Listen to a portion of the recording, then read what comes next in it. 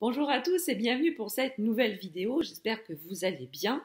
Alors moi je vais essayer de pas trop bouger la tête étant donné que j'ai des petits problèmes de cervical, je souffre d'une petite névralgie. Donc là je vous ai épargné quand même le collier cervical pour la vidéo parce que c'est pas très sexy. Donc c'est pour ça si je vais éviter de trop bouger la tête et si vous me voyez faire des grimaces, ne vous inquiétez pas, ce n'est pas grave. Donc, je vais vous présenter les dernières lectures que j'ai faites récemment. Donc, je vais vous présenter 4 romans, de 3 numériques. Oui, c'est ça, 3 numériques et un papier. Et donc, sans plus attendre, on va commencer par le premier, La peine du bourreau d'Estelle Tarot, paru aux éditions Tornada. Alors, j'aime beaucoup cette maison d'édition et je trouve qu'on a toujours des réelles pépites dans cette maison d'édition. Je remercie beaucoup Joël des éditions Tornada de m'avoir envoyé ce service presse numérique. Alors, qu'est-ce qui se passe dans ce roman? Donc, on est aux États-Unis, au Texas. On est à 4 heures d'une exécution d'un détenu. Il s'appelle Ed. On l'appelle Ed 451, parce que Ed, c'est son prénom, hein, fatalement. Et 451, c'est son numéro de détenu. Et on ne le connaît que sous cette appellation tout au long du roman. Et donc, Ed va être exécuté. Va être exécuté dans 4 heures. Il va être soumis à la peine capitale par injection létale. Et donc, on le voit avec le futur bourreau, avec qui il discute assez souvent dans le couloir de la mort. Et on va avoir le gouverneur qui va demander à lui parler pour essayer peut-être de le gracier, étant donné que Ed n'a jamais expliqué pourquoi il avait commis les meurtres qui l'ont conduit au couloir de la mort. Et donc pendant ces 4 heures, on va apprendre comment Ed en est arrivé au couloir de la mort et on alterne avec les souvenirs de son bourreau, les souvenirs du bourreau. Pendant ces 4 heures, on va apprendre que voilà, le bourreau, bon, il est là, il exécute la sentence, mais c'est avant tout un homme et il pense également par lui-même. Alors, il y a des moments, il va nous dire que les personnes qu'il a exécutées, il doutait très franchement de leur culpabilité. Et pour d'autres, même si leur culpabilité ne faisait aucun doute, il déplorait le pourquoi du comment ils en étaient arrivés là et pourquoi ils en étaient arrivés au couloir de la mort. Et Ed, on le suit dans son idée, pourquoi il a tué, qu'est-ce qui l'a conduit là. Et lui, le gouverneur, il fait face aussi à une tempête médiatique, hein, parce que devant la prison, comme à chaque exécution là-bas, vous avez les pros peine de mort, vous avez les anti-peine de mort, et à chaque exécution, ils s'affrontent devant le centre pénitentiaire, et là, ça prend des proportions quand même énormes au vu des meurtres que Ed a commis, parce que ce ne sont pas n'importe quel meurtre, mais ça, je vous le laisserai découvrir dans le roman. Et pendant tout le roman, du coup, le gouverneur va se demander est-ce qu'il va gracier Ed, et aussi et surtout la grande question, c'est est-ce qu'il va entamer un travail sur l'abolition de la peine de mort dans l'État du Texas. Et bon, voilà. Et au fur et à mesure, l'heure de l'exécution arrive, et là, patatras, comme je dis, arrive un twist, arrive la révélation, et là, je suis restée comme 2 ronds de flanc, parce que franchement, je ne m'y attendais absolument pas. C'était très bien tourné.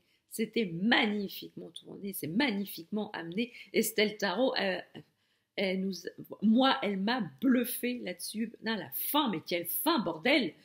Ah là là là là, mais à ceux qui la voient arriver, dites-moi comment vous faites, hein, parce que moi personnellement, j'ai rien vu, ça m'a surprise, j'ai adoré et j'ai été mais ouais émue en lisant les dernières lignes. J'ai senti une énorme empathie vers les personnages. Je vous dis pas pourquoi. Lisez-le. Et ceux qui l'ont lu, n'hésitez pas à me dire en commentaire si vous aussi vous avez ressenti cette empathie pour ces hommes à la fin du roman. Je serais très curieuse d'avoir votre avis là-dessus. Et on a Estelle Tarot a quand même raconté les exécutions du point de vue du bourreau. Parce que les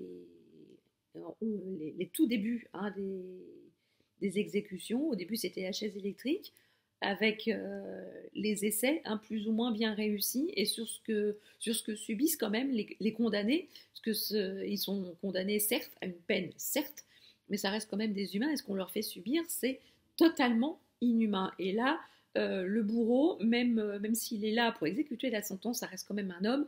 Et ce que nous raconte le bourreau là-dedans, ça ferait frémir n'importe qui, même le plus insensible. Franchement, alors, on est pour ou on est contre la peine de mort. Quand on voit ce qu'on voit aux infos en ce moment, les récidivistes, les tueurs en série, les récidivistes, ceux qui s'attaquent aux enfants, les violeurs, on se dit, ouais, pourquoi pas hein, on se pose la question. Mais reste aussi la question de savoir si c'est pas le bon coupable et qu'on exécute la mauvaise personne, comment vivre avec ça.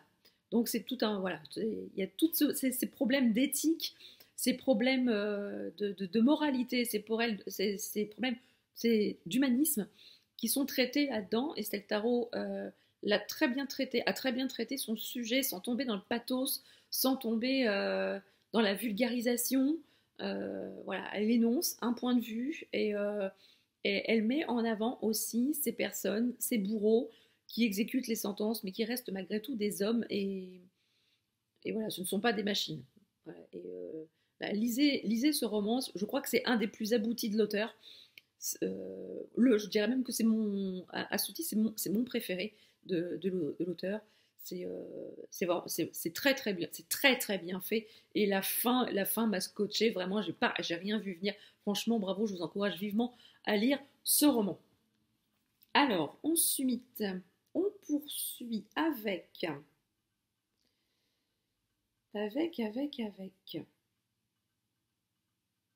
complètement autre chose, toujours un auteur français. Il s'agit du dernier roman de François-Xavier Dillard, Prendre un enfant par la main, paru aux éditions Belfond. Alors, prendre un enfant par la main et lui montrer le chemin. Alors sachez que vous aurez la chanson d'Yves Duteil dans la tête pendant toute votre lecture. Voilà, je ne remercie pas, je remercie pas l'auteur. Je remercie pas l'auteur. C'est voilà, c'est chiant. Hein. On sait pas, c'est voilà, la chanson n'est pas mauvaise, mais sachez que vous aurez l'air dans la tête et le petit air que je vous ai fredonné, si vous voyez la vidéo, vous l'aurez en tête après la vidéo. Ne me remerciez pas, c'est cadeau. Donc, dans ce roman, il est question de la perte d'un enfant. On rencontre Sarah et Marc qui ont vécu un drame il y a quelques années. Ils étaient sur un bateau et en pleine tempête avec leurs 2 enfants et ils ont essuyé une très très grosse tempête et lors de cette tempête, Clémentine, leur fille aînée, est passée par-dessus bord et on n'a jamais retrouvé son corps. Donc il a fallu qu'ils vivent avec ça, avec cette culpabilité de la disparition de leur enfant et de faire leur deuil. Alors chacun, Marc et Sarah, ont eu une façon bien à eux, tout à chacun de vivre leur deuil. Marc s'est lancé dans le travail à corps perdu et il s'est lancé, il joue beaucoup et a même trouvé un jeu très très dangereux J'en dis pas plus, car ça va avoir une incidence dans le roman. Et Sarah, alors Sarah, quant à elle, elle en a énormément voulu à son mari, qu'elle jugeait responsable euh, de, de l'accident, parce qu'il savait très bien qu'au moment où ils allaient prendre le bateau, qu'il allait avoir une tempête, mais il est passé outre les recommandations du port et des gardes-côtes, il a quand même pris la mer, donc elle l'a jugé responsable de l'accident. Ils ont fait une thérapie de couple, ils s'en sont plus ou moins sortis. Ils sont restés ensemble. Ils ont même eu une autre petite fille, Louise, qui a 1 an quand on les retrouve dans le roman. Et on a aussi Gaspard, le petit frère, qui lui aussi était sur le bateau avec ses parents et sa sœur, et qui lui aussi a vécu la perte de sa sœur d'une façon dramatique, mais aussi et surtout, maintenant, il faut qu'il trouve sa place et qu'il le dit à plusieurs reprises. Il fait: moi, je ne suis pas mort, je suis encore là, aimez-moi. Et il est très très protecteur vis-à-vis de sa petite sœur Louise, qui elle, voilà, elle a 1 an, elle comprend rien, mais elle a besoin énormément d'attention. Et donc du coup, ils vivent dans leur appartement parisien, et un jour arrive un couple de femmes avec leur fille qui s'installe dans l'appartement en face de chez elles, et là c'est le choc parce que leur fille ressemble trait pour trait à Clémentine, et elle a l'âge que Clémentine aurait eu si elle n'avait pas disparu dans l'accident de bateau.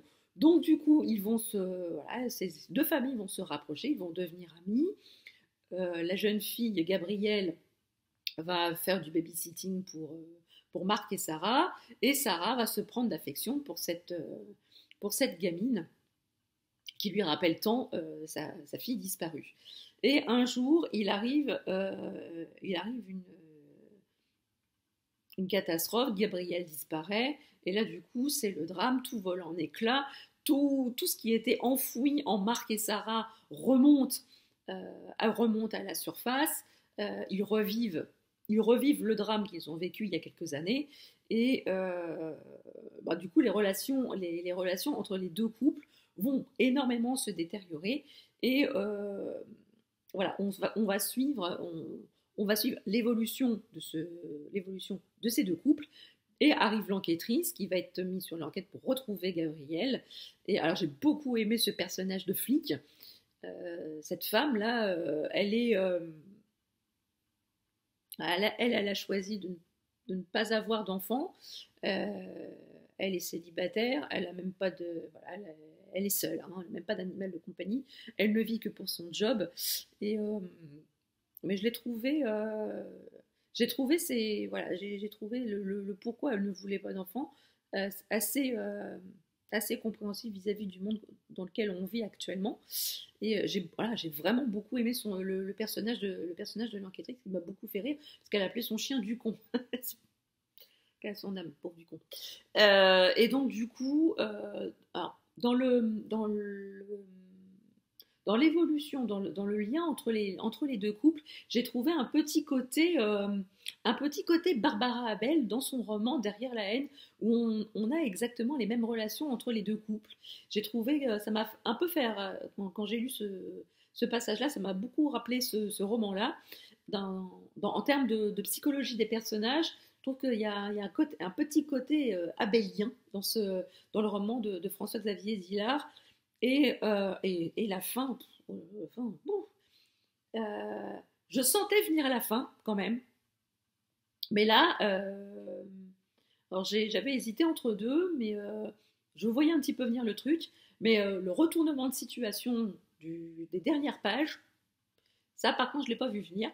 Et ça prouve bien tout l'impact psychique, psychiatrique, psychologique. Et j'utilise ces 3 termes volontairement, car on a vraiment ces 3 volets, hein, dans ce roman, dans l'impact de cet accident, de cet accident et de la perte de l'enfant. Je trouve que c'est assez bien mené. Moi, j'ai beaucoup aimé la fin. Là, la fin, elle m'a bien emmenée, et là, c'est pas l'enfant que l'auteur a pris par la main, c'est plutôt le lecteur. Là, j'ai beaucoup aimé ce qu'il a fait. Euh, ça, ça confirme un peu le talent de l'auteur de nous faire des petits twists à la fin. Ça, j'ai bien aimé. Je vous conseille vraiment la lecture de ce roman. Et n'hésitez pas à me dire en commentaire si vous avez la chanson d'Yves Duteil dans la tête quand vous lirez ce roman. Mais peut-être que la jeune génération ne connaît pas Yves Duteil. Hein. Je vous conseille du coup de taper sur Google, hein, pour que vous aussi vous puissiez avoir et partager ce bonheur d'avoir cette chanson dans la tête quand vous lirez le roman. Ensuite, on poursuit. Voilà. J'ai lu également Rivière maudite de Preston and Child aux éditions L'Archipel. Donc c'est la nouvelle enquête de l'inspecteur Pendergast que, voilà, on ne présente plus. Hein. Pendergast est quand même un ovni dans le paysage des thrillers, et surtout dans l'œuvre de Preston and Child.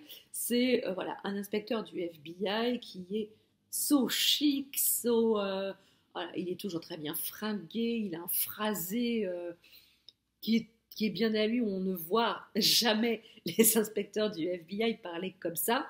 Il n'y a que lui pour parler comme ça. Et ça en fait un personnage qu'on adore suivre, quoi. J'ai pas lu... j'ai un gros retard, hein, dans les romans avec l'inspecteur Pendergast en guise de personnage principal. Néanmoins, bon, ça, on arrive quand même à suivre, hein, je vous rassure tout de suite. Donc ici, imaginez, on est sur une plage de Floride, c'est super, il y a le soleil, il y a la mer, le sable, le ressac, machin, et vient avec la marée, arrive un spectacle absolument auquel on ne s'y attend absolument pas du tout, à savoir que la marée amène un monticule de chaussures vertes, mais la particularité de cette chaussette verte, c'est qu'elles sont occupées par des pieds, hein, des pieds humains, et il en arrive 1, 2, 3, et il se retrouve sur le rivage de cette plage avec une centaine de pieds humains, tous avec une chaussure verte. Donc évidemment, la police est sur les dents, on appelle le FBI à la rescousse, et bien évidemment, on fait appel à Pendergast. Pourquoi ? Parce que c'est une affaire pas habituelle. Et quand on a affaire à des affaires pas habituelles, on appelle Pendergast, forcément. Donc Pendergast, il n'est pas très loin, il est encore en vacances à la suite de sa précédente enquête. Il est en compagnie de Constance, sa pupille, qui est apparemment apparue dans le roman précédent. Et voilà, le directeur du FBI fait appel à Pendergast pour qu'il enquête sur cette mystérieuse affaire de pieds. Alors au début, hein, il ne se passe pas grand-chose, étant donné qu'on ne sait pas d'où viennent ces pieds. Donc la principale idée majeure de l'enquête, c'est de savoir d'où viennent ces pieds. Donc il tâtonne, voilà, Pendergast, il dit rien, mais il a une idée derrière la tête, hein, ça se sent tout de suite. Et il va un petit peu à contre-courant des enquêteurs pour essayer de trouver réellement d'où viennent ces fameux pieds, parce que on ne sait pas d'où est-ce qu'ils viennent. Et donc voilà. Du coup, oui, ça va encore. Je regarde parce que j'ai quasiment plus de batterie. Je pense que ça... Ouais, bon, attendez. Je vous laisse, je vais me brancher parce que je ne voudrais pas recommencer ma vidéo. Me voici donc de retour après le branchement de batterie. Donc je vous disais que bon, dans la première partie de l'enquête, on s'attache surtout à savoir d'où viennent ces pieds. Et à partir du moment où ils savent d'où viennent ces pieds, alors là, mes enfants, accrochez-vous à vos slips, hein, parce que ça dépote. Du coup, dans son enquête, Pendergast va s'adjoindre les services du coéquipier qu'il avait eu lors de sa précédente enquête, Moi, pour ma part, je l'ai découvert. J'ai beaucoup aimé ce personnage qui apporte un peu la. C'est la version punchy. Hein, on va dire que voilà, Pendergast c'est la tête et lui c'est les muscles. Hein. Quoique Pendergast par moment n'est pas en reste quand il s'agit des scènes d'action, mais voilà son coéquipier il est là, il y va, allons-y gaiement. Voilà, c'est accrochez-vous. Quand je vous dis accrochez-vous à vos slips, c'est vraiment accrochez-vous à vos slips. Hein. Il y a une scène particulièrement là, c'est digne des blockbusters hollywoodiens quand même. Hein. Donc j'ai beaucoup aimé. Alors, j'ai beaucoup aimé cette histoire. Alors le seul bémol que j'aurais sur cette enquête de Pendergast, c'est la fin. J'étais un peu déçue de la fin, des révélations, du comment, du pourquoi. Je trouvais que ça a été un peu vite. Je trouvais que ça a été un peu vite. Ça aurait peut-être voilà, eu un peu plus, eu mérité d'être un petit peu plus creusé. Je suis un peu restée sur ma faim du coup, parce qu'on voilà, on est tellement dans le feu de l'action, tellement dans le truc, finalement à la fin, pouf, bah, au dernier chapitre, on se dit ah bon bah ouais, tout ça pour ça quoi. Et alors quoi, il aurait pu y avoir une petite suite quoi. Ou un peu plus un peu plus creuser cette fin et sur les tenants et les aboutissants de cette enquête. Bon, en tout cas, ça reste, voilà, moi je kiffe toujours autant le personnage de Pendergast. Moi je kiffe Constance. Cette fille, voilà, ils se sont bien trouvés. Hein, en tant que pupille et tuteur, ils se sont vraiment bien trouvés parce que Constance est un ovni aussi hein, en termes de personnage féminin. Elle se pose là quand même. Hein. Je pense on pourrait très facilement faire une série sur elle.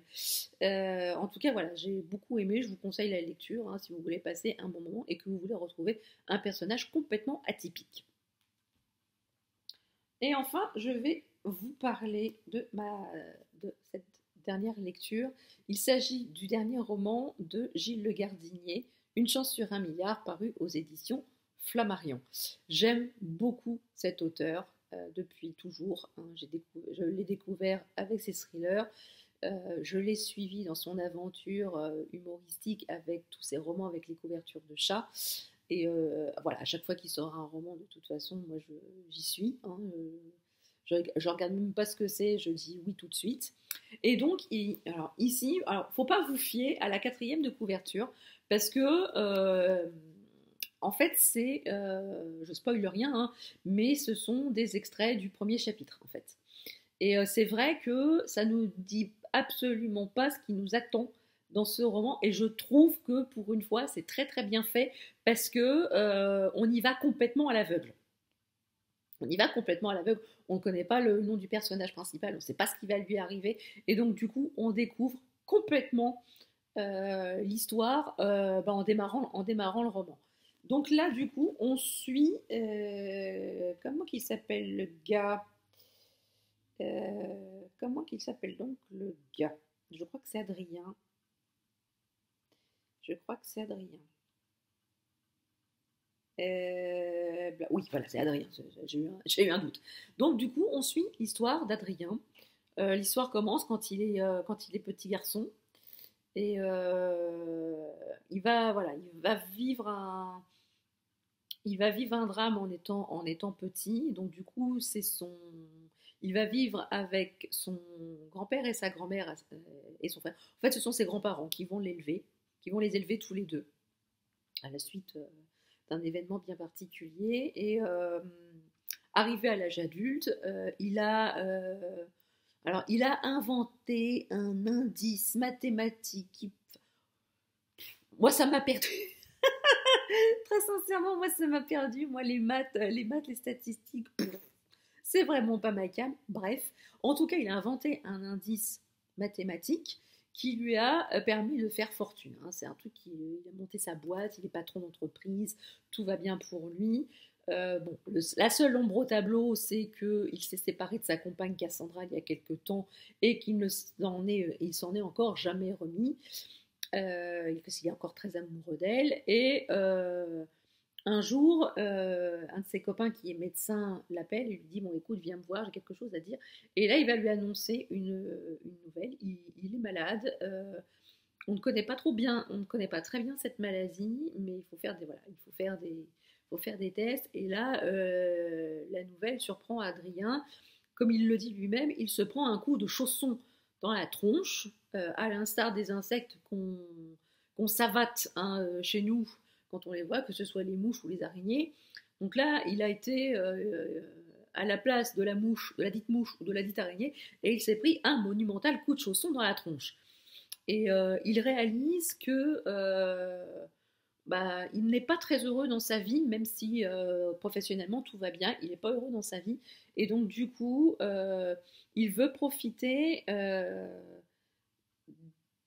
de cette période pour remettre les pendules à l'heure et pour faire, enfin voilà, ne, euh, ne pas avoir de regrets en fait. Et donc du coup, il va prendre tout le monde à contre-pied, il va essayer par tous les moyens possibles de renouer avec son ex. Alors on va assister à des scènes complètement décalées, complètement déjantées, parce que franchement, Nico, son copain, son copain d'enfance, il est mais complètement à la masse, ce garçon. Alors lui, c'est pareil, hein, il est tombé amoureux de sa dentiste et il va inventer n'importe quel prétexte pour revoir sa dentiste. Alors bon, évidemment, quand vous avez fait votre détartrage et que vous avez fait remettre un plombage, les occasions de revoir votre dentiste est quand même relativement limitées. Mais faites confiance à Nico, hein, il a des idées plein la tête. Moi, ça m'a beaucoup fait rire. Et j'ai eu, enfin, les romans de Gilles Le Gardinier, c'est vraiment des romans doudous parce que vous passez d'une grosse crise de rire à une vague d'émotions qui vous emporte. Ce type, voilà, cet auteur, il a des mots des mots qui vous touchent en plein cœur. Quoi. Vous ne pouvez pas faire autrement que d'être tout émotionné en lisant ce roman. Ça fait énormément réfléchir sur nos vies personnelles, sur ce qu'on voudrait voir évoluer, voilà, et si on, à notre échelle, à nous, on changeait quelque chose dans nos vies qui ne nous satisfait pas, pour nous sentir mieux tout simplement. Et donc, j'avoue que dans la période qu'on vit, là, dans l'année qu'on est en train de vivre, euh, beaucoup de monde pendant le confinement ont revu un petit peu leur qualité de vie, leur façon de vivre. Et bon, il y en a que ça a duré que la période du confinement, hein, mais d'autres gens ont quand même profité de ce qui nous arrivait pour réfléchir, se poser et justement changer les choses qui leur plaisaient pas. Et voilà, ce livre montre ça aussi bon, dans un contexte complètement différent, mais ça montre qu'on peut le faire si on le veut vraiment et qu'on n'est peut-être pas non plus obligé d'attendre qu'il y ait une catastrophe qui nous tombe sur le coin de la gueule pour se poser et pour réfléchir un peu à nos vies. Euh, voilà. Et si on avait une chance sur un milliard pour changer les choses, qu'est-ce qu'on ferait? Et, voilà. Moi le petit raton laveur, alors il en est question dans ce roman. Rassurez-vous, aucun raton laveur n'a subi de dommages. Ils vont tous bien. Mais on en parle et j'ai trouvé trop mimi. Là, le petit machin qui s'accroche qui s'accroche au tronc d'arbre, c'est un peu c'est un peu c'est un peu notre héros, hein. C'est un peu Adrien, il s'accroche à ce qu'il peut en attendant une issue pas favorable ou pas favorable à sa maladie, mais en tout cas ça ne l'empêche pas de vivre et il y va. Et c'est une très très belle leçon de vie, encore une fois, que Gilles Le Gardinier nous offre, une très très belle leçon d'humanisme, d'amour, d'amitié euh, et de foi en l'humanité, si on peut dire. Parce que là, franchement, en ce moment, on ne peut pas dire que je sois hyper en foi avec l'humanité, vu ce qu'on nous montre à la télé et aux infos maintenant. Donc voilà, je vous encourage vraiment à lire ce roman si vous voulez passer un bon moment, si vous voulez rire, si vous voulez pleurer pendant ce temps-là. Pendant ce temps-là, vous ne penserez à rien d'autre. Franchement, c'est une belle bulle, une belle parenthèse que nous offre Gilles Le Gardinier avec son nouveau roman Une chance sur un milliard. Je vous encourage vivement à le lire. Donc voilà, cette vidéo est à présent terminée, j'espère qu'elle vous a plu. N'hésitez pas à me dire en commentaire ce que vous avez lu ces derniers jours et ces dernières semaines. N'hésitez pas à me dire également si vous avez lu les romans que je vous ai présentés. Je serai ravie de discuter avec vous et d'échanger sur ces romans. Sur ce, je vous laisse. Je vous souhaite de très très belles lectures et une très très belle journée. Et voilà, si vous voulez partager cette vidéo, n'hésitez pas. Si vous voulez vous abonner à la chaîne, n'hésitez pas non plus. C'est gratuit, ça fait plaisir et ça fait de mal à personne. Sur ce, je vous laisse. Je vous dis à très bientôt pour une nouvelle vidéo. Ciao!